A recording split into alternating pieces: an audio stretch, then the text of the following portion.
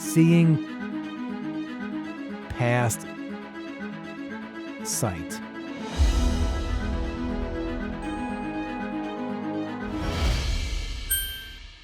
Hey, it's Mark Farrell. Thank you so much for your interest in the Foreseeable Future Foundation. To say that Kevin Brousard is a juggernaut, I think would be an understatement. And it's more than just his 6'5" frame. It is this: shot put world champion, shot put Pan American champion, discus Pan American champion, two-time discus world champion, javelin Pan American champion, U.S. Paralympic record holder in discus. Kevin, welcome to the show, my friend. Thanks, Mark. Really excited to be on today. And I feel, as I was getting ready for this, remember that show Inside the Actor's Studio where they would do these like wide-ranging. I'm going to make you the host. I feel like we're on that. So I'm ready to roll and can't wait to see what you got for us today. Would you have ever thunk that the 9-year-old kid who was having so much trouble, born with Stargard's, would be an accolade, an athlete with just a ton of decorations and accolades? Not really. When I was younger, I was one of the only kids in my school with a disability. And so what happens when kids are younger, they flock to the quote unquote different kids, right? And at my school, I was the different kid. I was the blind kid, and that was the moniker that I was given at a very young age. One of my first memories is when I was in kindergarten. I was 5 years old, and there was a bully named Evan, and he walked up from behind me at recess one day, and he yelled out, "Hey, blind kid!" And as I turned around, he punched me square in the face.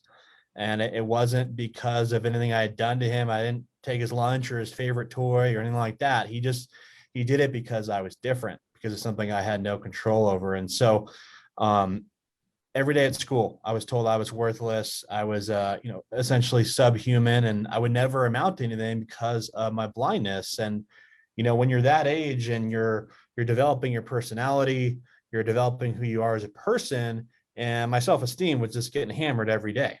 And it was a really dark cloud over my childhood with how I was being treated every day at school by my peers. And I grew up with a very supportive family and, very loving family, but still that cloud was over my head because of what I was dealing with on a daily basis. And so, by the time I was 9 years old, I was really suffering mentally from, I was looking back now, I know I was very depressed, had a lot of anxiety, and I was having suicidal thoughts at 9 years old. And 9 years of age, that's almost incomprehensible.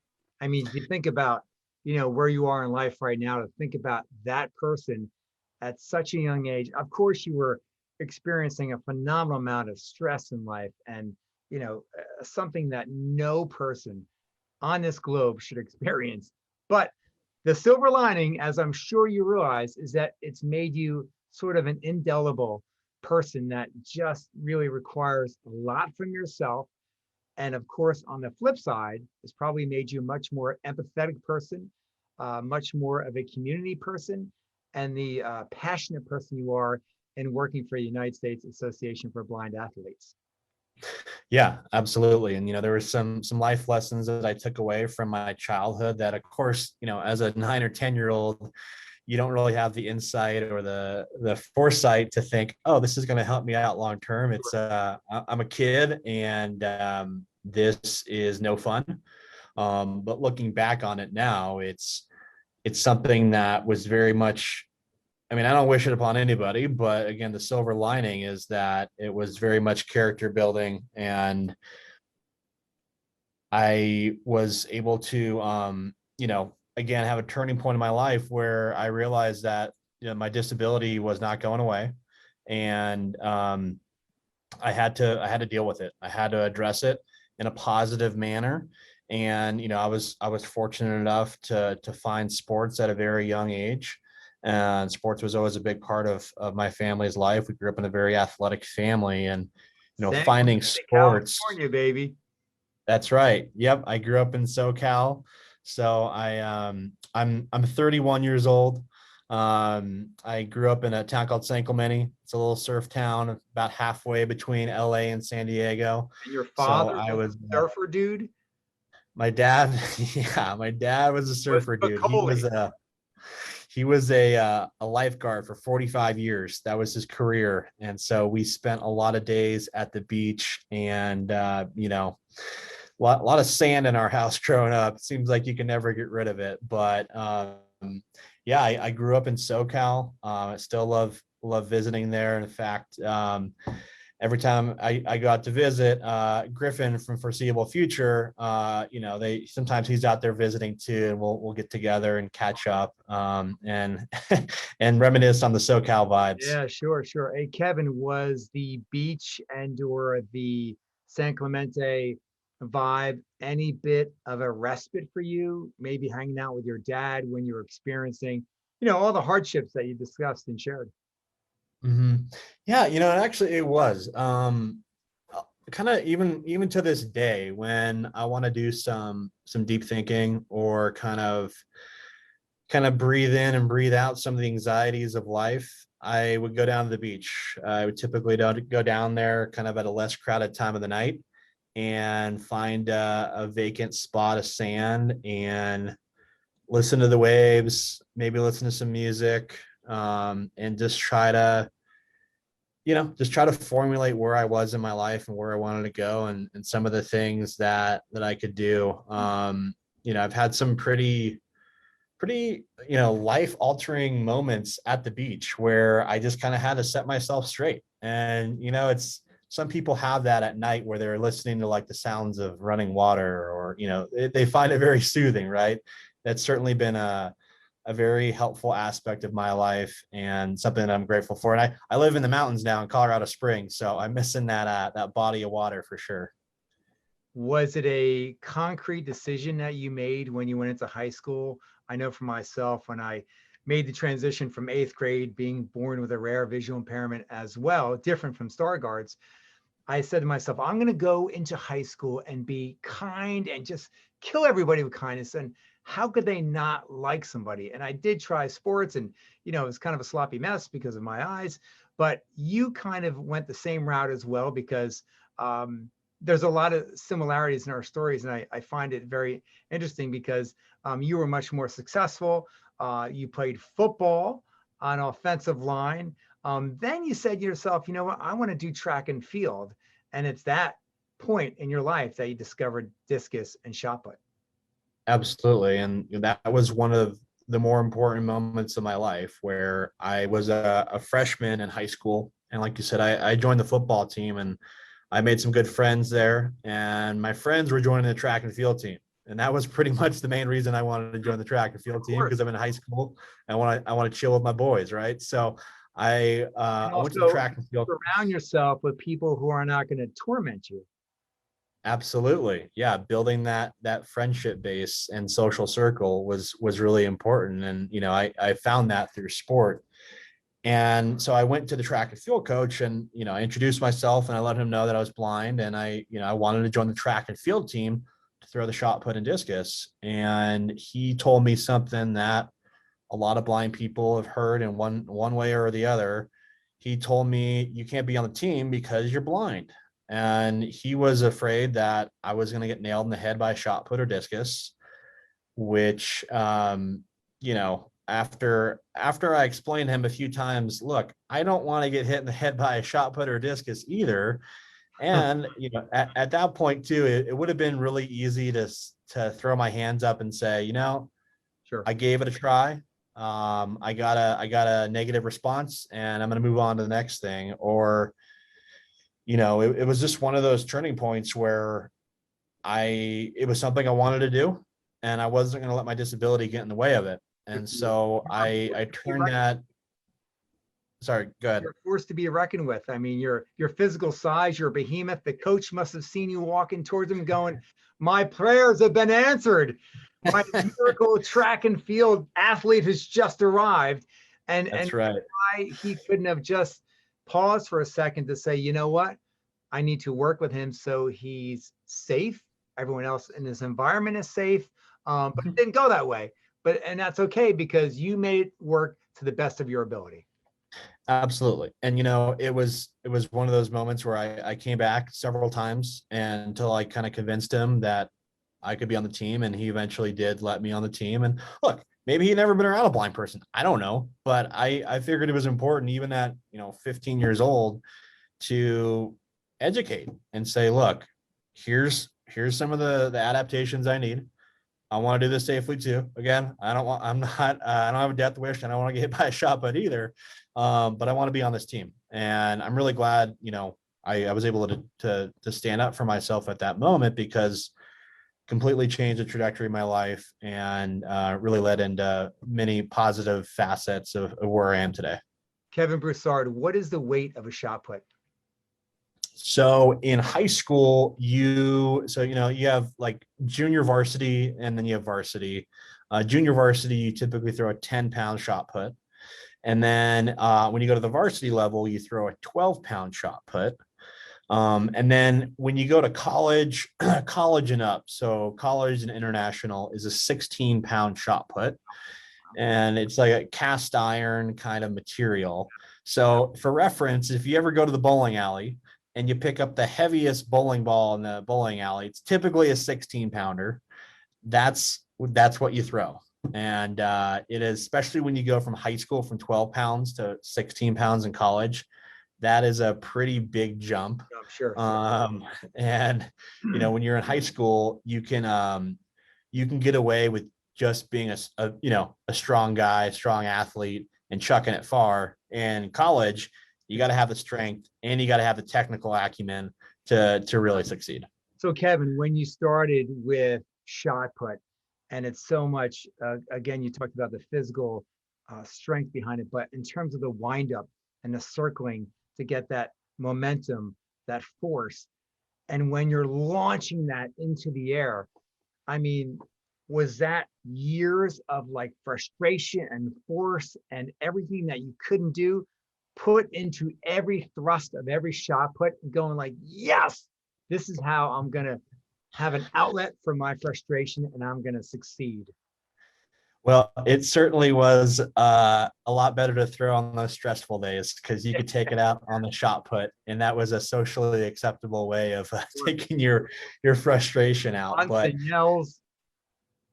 Yeah, and I think in from a larger perspective, scientifically speaking, we know that being active and being healthy and working out, things like that, can really help with your depression, your anxiety, your stress levels, and that can help with anybody. And especially like what I do with my work at a U.S. Association of Blind Athletes, or what Foreseeable Future does. That's a major benefit of being active, is that stress release, helping through those mental health issues. And, we already touched upon some of the other benefits of creating that social circle or work ethic. And, I can go on and on about the benefits of sports, especially for people who are blind. But, if I was a freshman in high school and the track coach told me, you can't be on the track team, I may have just become a couch potato. And there's a lot of blind people out there who've heard those words, and they've heard it a lot, and they just think, being active is not a reality for me. And I think it's important to let people know that, that's not the case. You can still be active. You might do it a little bit different way, but we're gonna show you how. Yep, my mantra is my difference makes me stronger, and everyone has to shine differently. Kevin, was it cathartic for you when you were diagnosed with clinical depression in your late teens, to realize that, yes, I've been experiencing this for the last decade or so, and it's nice to have a label for it? Or didn't it matter then? I think I kind of knew before the diagnosis was issued, but when I was given that at, I think it was 17 or 18 years old, it really brought to the forefront what I needed to do to address that. And it wasn't an issue. There's some mental scars from when I was a kid that are not, they didn't form overnight, and they're not going to get fixed overnight. And so that was a moment where I knew I needed to address it. And so, I like to speak about mental health, and I'm pretty open about it too, because I know there's people out there going through what I've gone through, and it's no fun. And often you feel like you're the only person in the world going through it, and you're not. Yeah, it's very Um, intimidating. yeah. And one of the issues that I had when I was younger, I was, 17 or 18, and maybe it's because I'm a male and I'm stubborn, but I thought I could figure it out on my own and I could tough it out, and I didn't need to go see a therapist, or I didn't need to go talk about it or whatever. I just kind of bury it down deep, and I'll tell you, it did not work and it backfired. It's something that you have to work out. It's just kind of like it's your brain's a muscle, right? And I kind of told myself, like, hey man, you're working out 6 or 7 days a week, all your physical muscles. You can't give yourself an hour of time per week to go see a therapist or what have you, to work on your other brain, the one that's in your the other muscle, the one that's in your head. So it was something that didn't click immediately when I was that age. Again, there was some stubbornness there, but it was something that I knew I needed to address. And I'm really glad I did, because I'm in a much better mental state now. And wasn't overnight, like I said, but well worth it. There's a great Native American proverb, and I'm going to try to do it justice. I don't remember it succinctly, but basically, a person is like a house of multiple rooms, a physical, a spiritual, something else. If one doesn't go into each room every day, if not just to air the room out, you're not a complete person. Yeah, absolutely. It's I think the buzzword is holistic, right? Yeah. It's you It's got to true. make sure you're taking care of yourself in all the different ways. Kevin Brousard, talk about what and how you saw the world when you were 16, 18 years of age versus right now. Oh man. I didn't see, when I was younger, I didn't really see a bright future ahead. And it's not that I didn't want to do it, but I had hit so many roadblocks that it was tough to see the bright road ahead. Even though In you knew fact, you were college bound.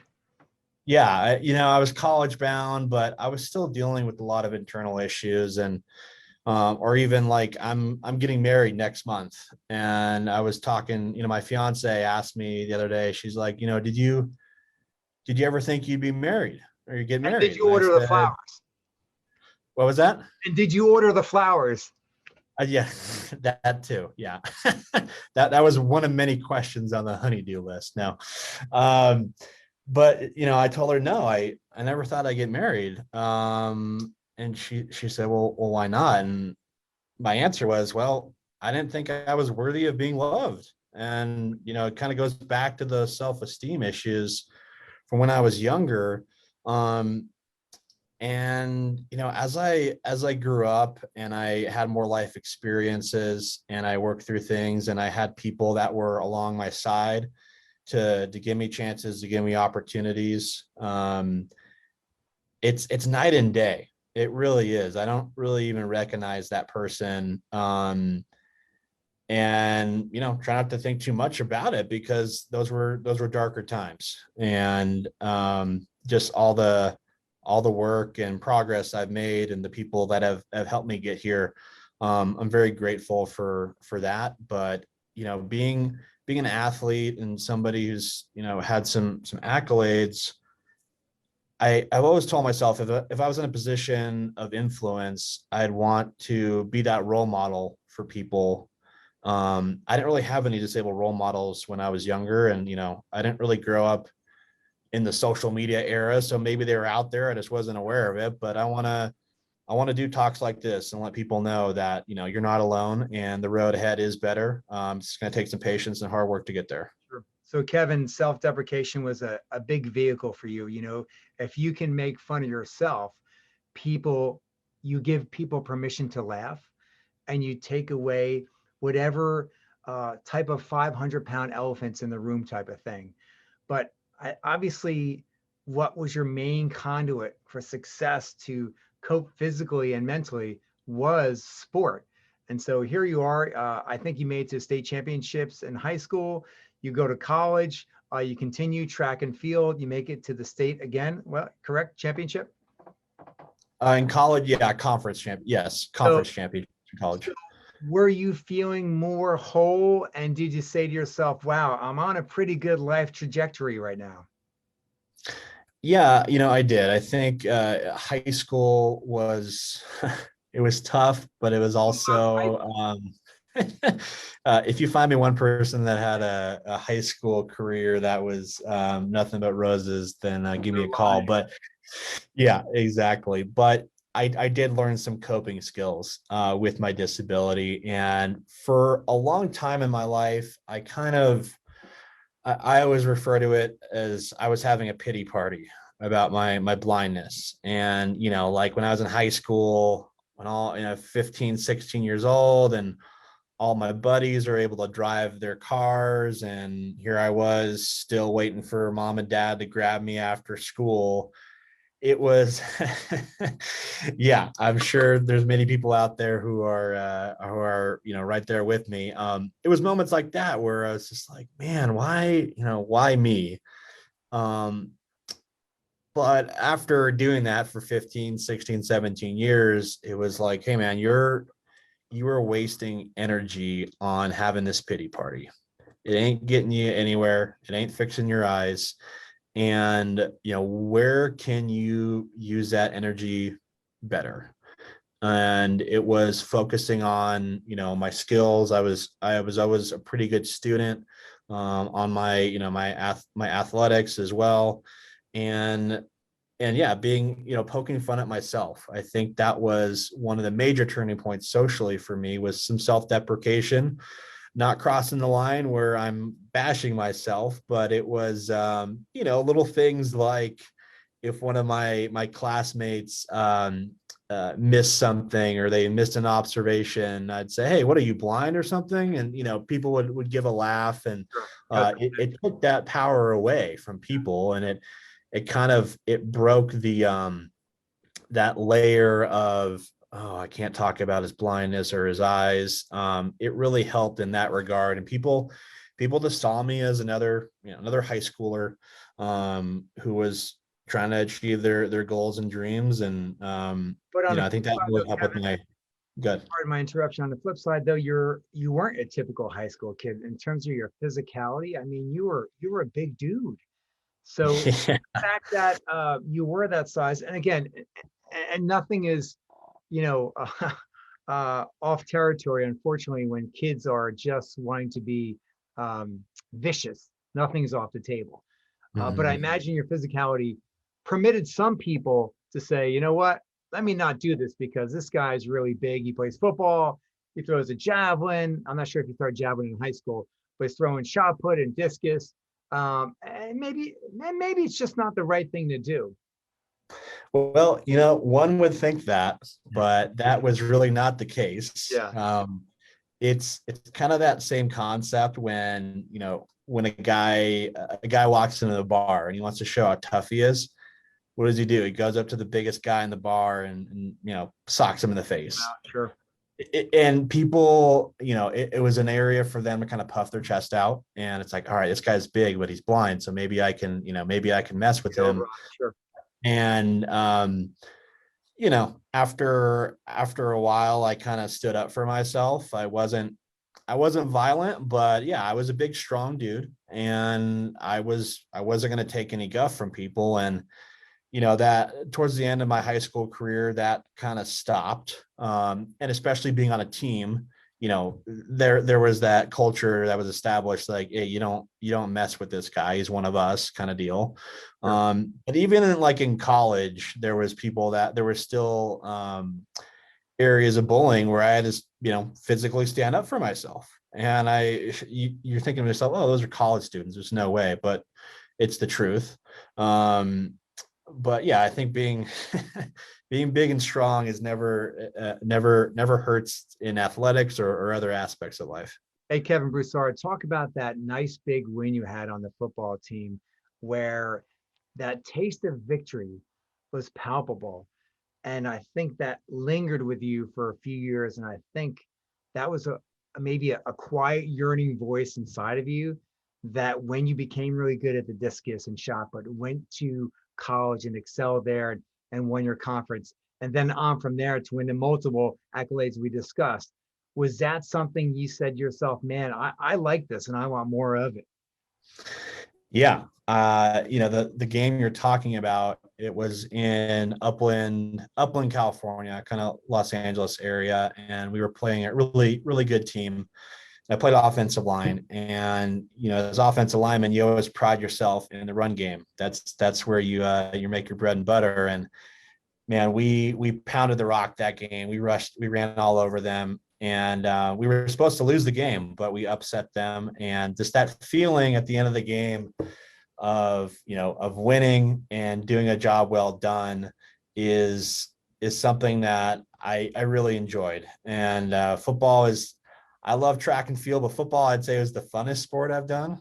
Judo is pretty close too, but that competitive bug that I got from playing sports, certainly in my athletic career that came to fruition, but in my career as well, or anything I do, really, I want to be the best. And when I was younger too, I realized at a pretty young age that, in order for people to overlook my disability, I really had to show, beyond question, that I was the right person for the job, whether that job was, being on a track and field team or a literal job, putting myself, making sure my skill set was there where people would say almost, hey, Kevin's a great athlete, or Kevin's the right person for this job. And yeah, he happens to be blind, not, oh, there's a blind guy trying to do X, Y, Z. It's that work ethic piece that I've found, especially later in life when I reflect back on it, has paid off big time in a lot of areas of my life. Kevin, was that a proving ground for two people, the people outside, obviously in your world, and also to the internal Kevin Brousard himself? Yeah, I think it was. I think it was, showing people I was capable, but rebuilding that self-esteem that was torn down and frankly never really built up when I was younger.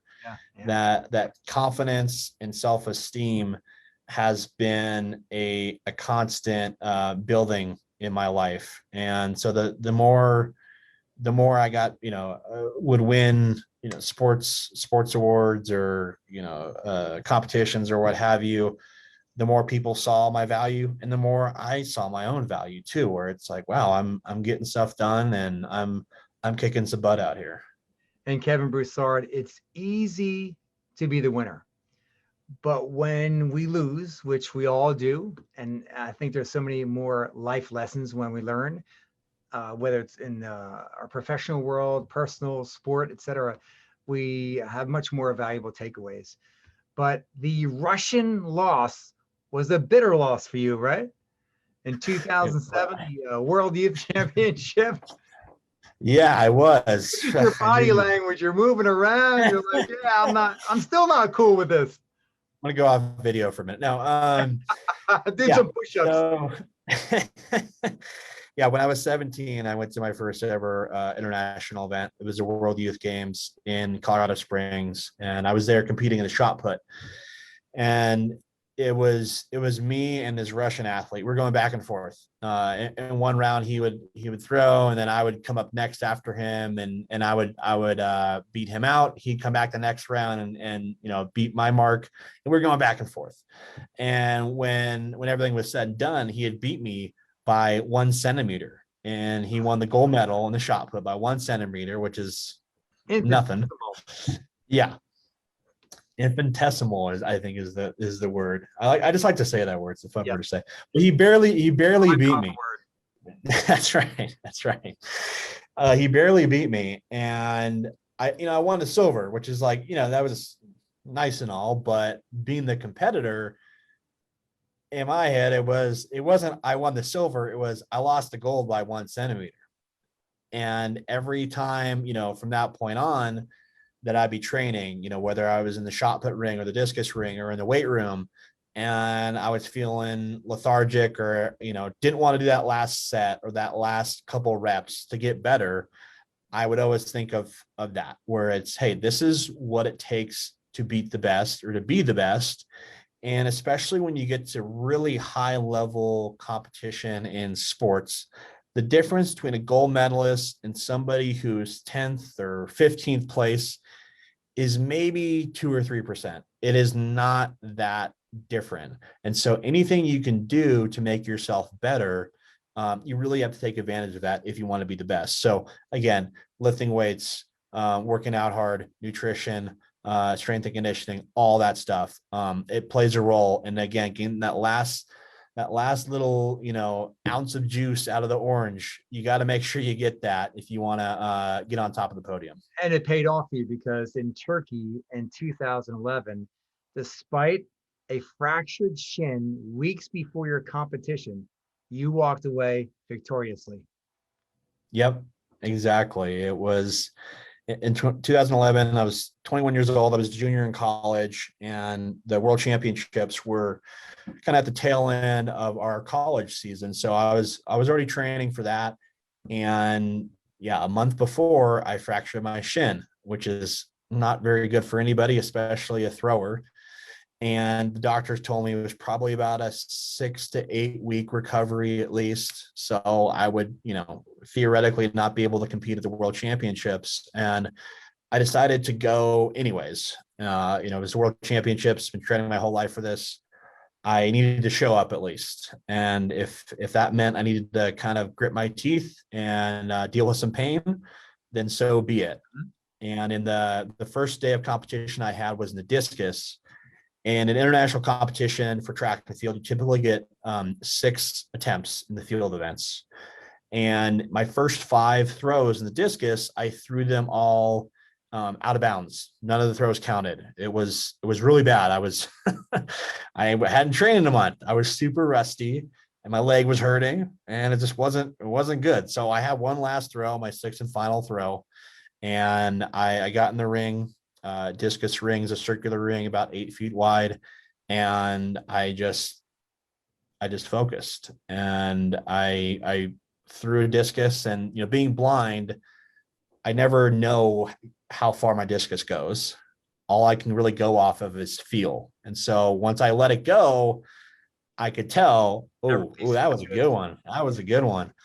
And then it was very someone to articulate you. It's right away to the measurement. And yep, exactly. And so I threw it.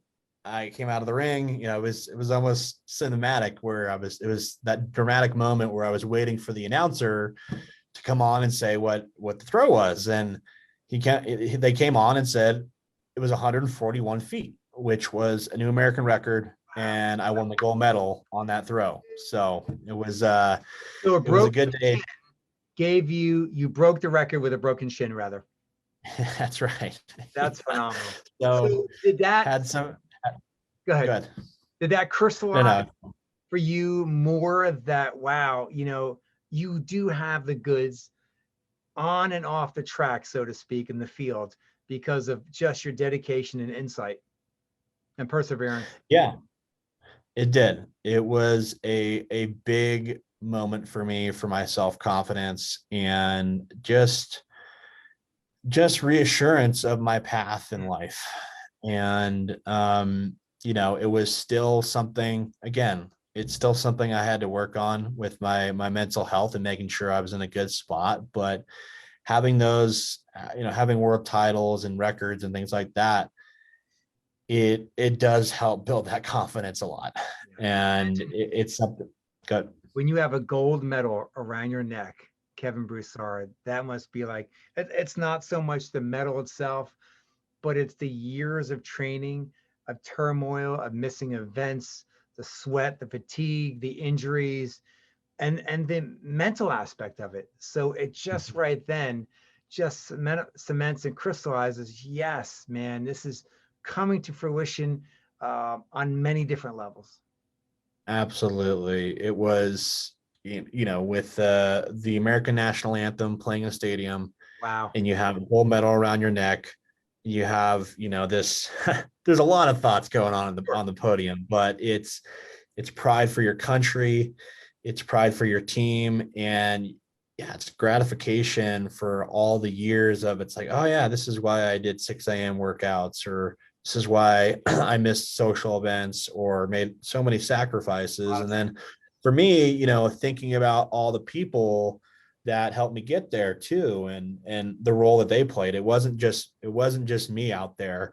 It was everyone that played a role, from my my mom driving me to 6 a.m. football weight room Hey, sessions, Mom. 4 times a week, and dad taking off work to come cheer me on at a track meet, and all those emotions of, and yeah, just the fact where you're like, wow, of all the people in the world, I'm the best at this thing. Like, that's not a lot of people can say that. And not even on American soil, almost like it makes it more significant that you actually went to another country, another part of the globe, and took the win and come home and like, yes, hello, Yeah. America. And the million That's dollar right. question, the $1 million question is, was the Russian there? And did you compete against him when you lost to him by a centimeter? Did you kick his butt right then and too? That's a good question. I don't, To be you continued. know, yeah, I'm not sure. All I Well, know is I beat everyone not that was there there. So physically, but upstairs, you licked them again. that's right. I beat everyone there. You beat the athletes in front of you. So So now, when you win, obviously it's kind of like a be careful what you wish for type of thing, Kevin. When you win, this is great. But then when the dust settles, even in such a paramount, significant global aspect like that, then a reality sets in like, wow, I got to really keep the A game on like never before. absolutely. It's getting, it's hard to get to the mountaintop, but it's really easy to fall off the mountaintop. And Yes. you see that a lot in pro sports, especially where there's a team that, they won a championship and they were supposed to be a dynasty for decades to come. And Mhm. they only won the one championship. And what happened? Well, people rest on their laurels when they have a lot of success, or they start getting into other ventures, or they start, having selfish attitudes or what have you, more of the celebrity moments. And I think being a sports fan, I've recognized that myself, where I've guess I've learned from others' mistakes in the sports world. And it was a matter of, okay, I'm the best in the world. People are going to be coming for me now, and I need to continue doing what got me to this level. Not only continue that, but I need to up my game some more. So how can I keep increasing?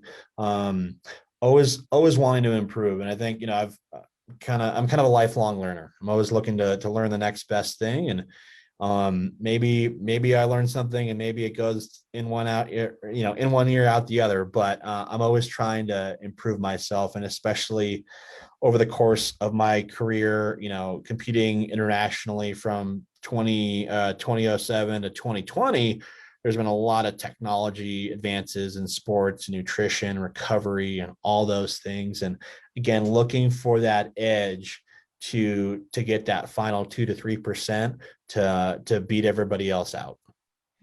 Now, having all those accolades at that point in your life, did you feel that the Paralympics still eluded you?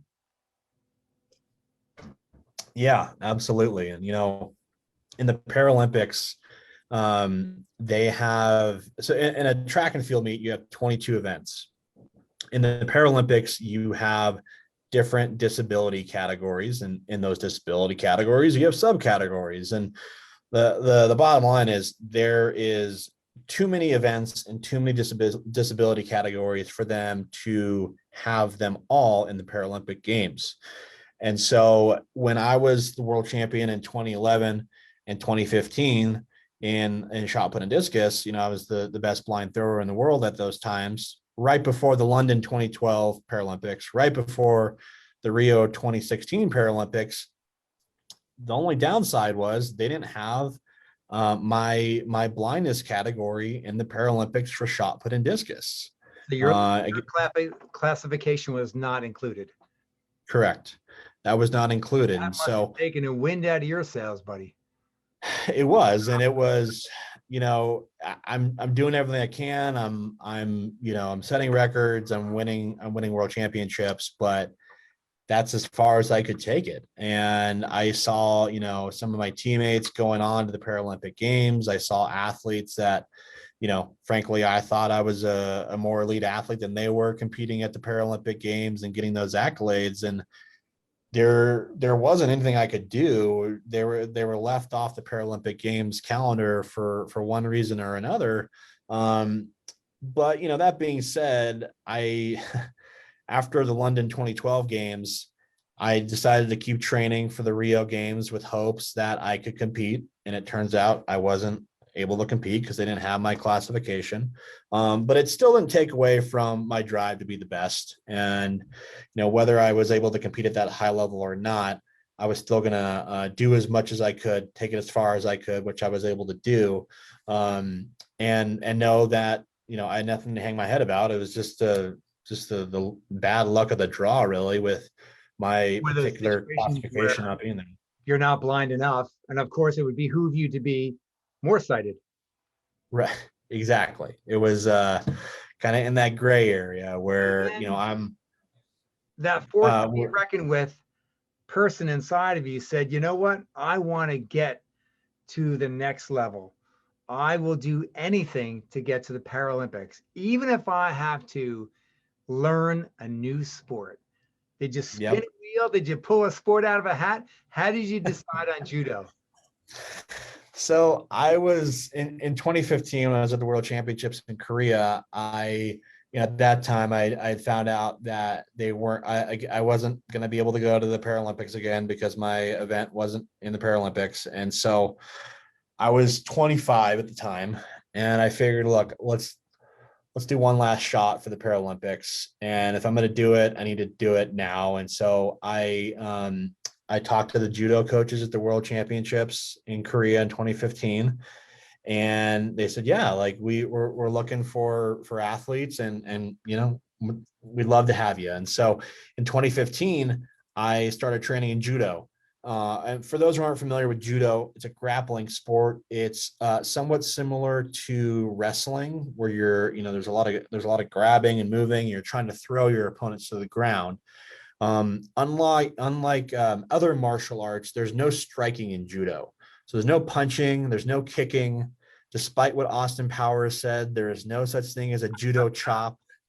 If you want to do a judo chop, you can go for it, but you're going to get disqualified in about 2 seconds. So I'll take the judo chop, please. Yeah, exactly. And so it's a sport that really lends itself to the blind and visually impaired. It's very much about the feel and the flow. And in fact, by the time if you're sighted, by the time you see an attack happening, it's too late. It's already done. So you really have to feel your opponents. So yeah, in 2015, I started training in judo. I had never done anything close to judo before. I had never been a wrestler. The closest thing is football, but it's not even it's not even in the same family. And I started training. My first ever dojo was at the Olympic and Paralympic Training Center in Colorado Springs. And so here I was. I barely knew how to tie my white belt properly. And I was fighting against guys who were getting ready for the Olympics and Paralympics in 6 months. And I was just cannon fodder. I was getting my butt kicked every night. It was pretty brutal. Like a rag doll. Yeah, exactly. And you think, oh, this guy's big. He's probably throwing everybody around. But in reality, I didn't know the first thing about judo. And most of the athletes I've been fighting had been fighting since they were 5 to 6 years old. And here I was just walking into this training center. And where the coach was like, listen, you're going to be walking into the lion's den here. I know it's trial by fire type of thing, but you really have to be prepared for the physical, results and aspects, ramifications by this, and the mental ones, because obviously you were really good at taking something close to you and throwing it really far. And this is a whole different world, but also could work to your benefit because now you're holding something really close to you that you have to drop. Mhm. Oh yeah. I mean, so that was the other thing is I was coming in from, being a world champion and record holder from track and field. And here I was, the new kid on the block. And I really had to have some humility there where like, yeah, I want to be as good as possible, as quickly as possible. But I was the low man on the totem pole when I walked in there. And there was, after about 3 months, I went to talk to my coach because I was just getting just destroyed and it was no fun. And I just walked in and I was like, Coach, like, I don't know if I can do this. This is like, I didn't think I'd be signing up for this. And he's like, look, he's like, I feel your pain. And he was at the practice the night before and he had seen the, the beat down I had taken. And he's like, just give it some more time. We had a big competition in about 4 months and he's like, let's train through there and let's see where you're at.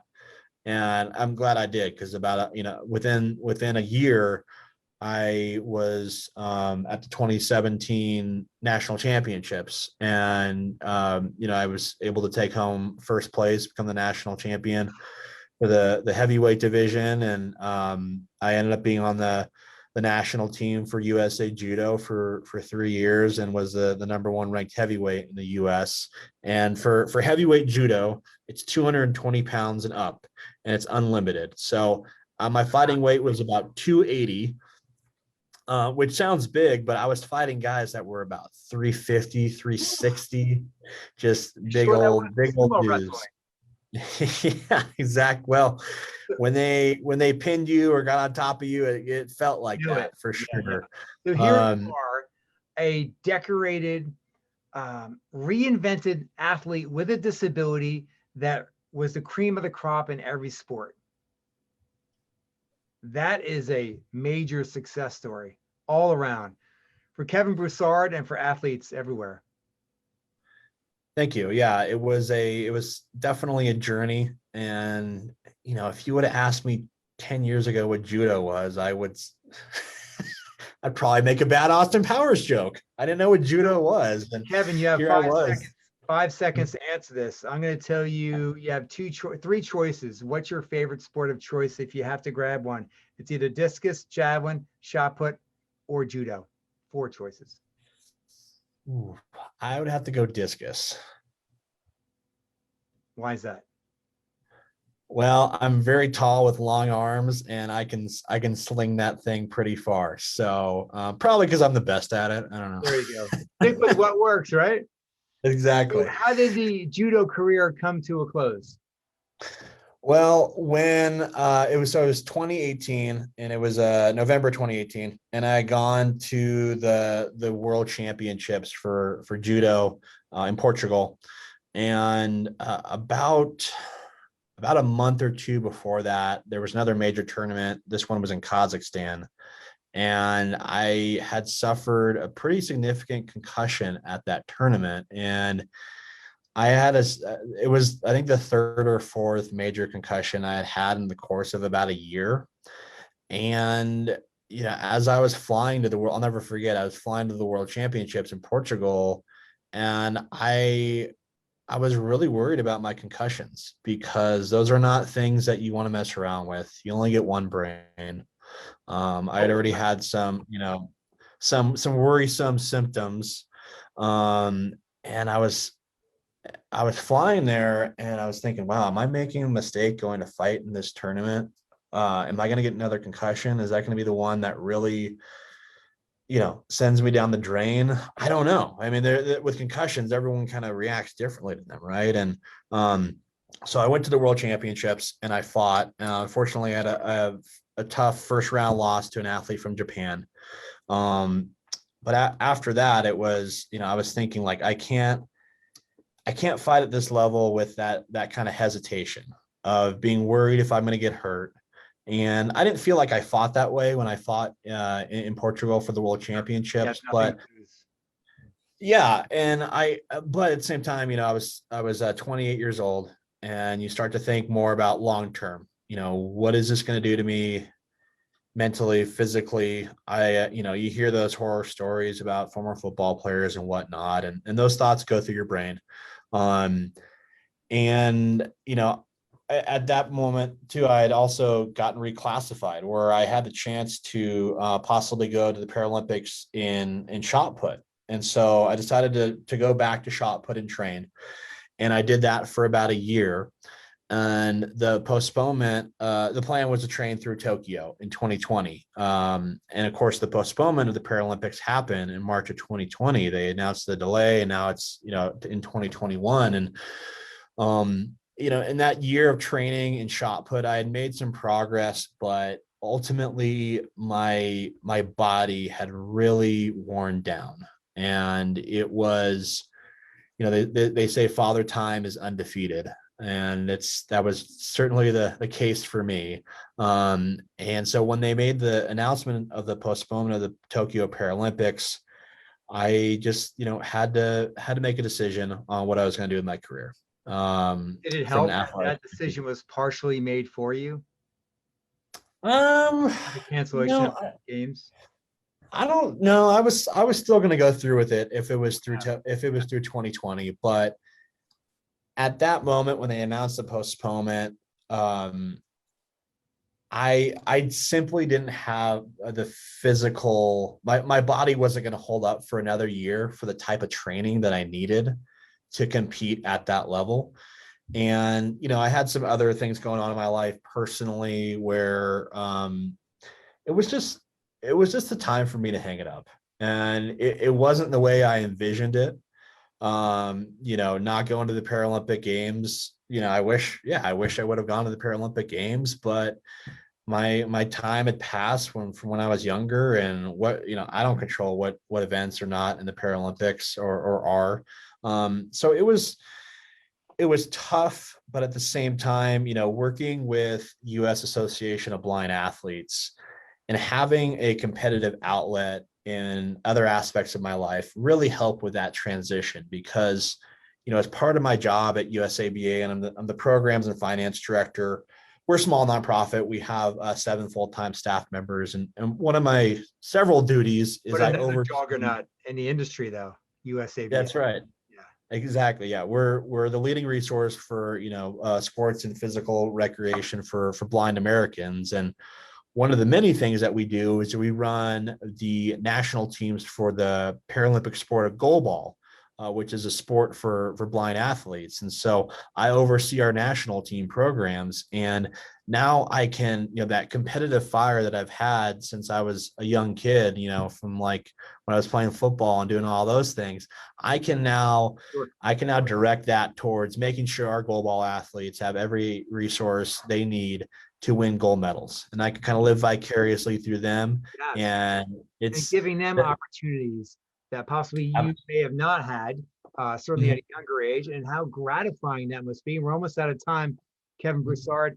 I imagine through all those years of championships, losses, training, the inner dialogue that you would have with yourself, the fortitude and the resilience and the intrepid spirit that you obviously garnished, that you realize that you are a good persona to become a motivational speaker.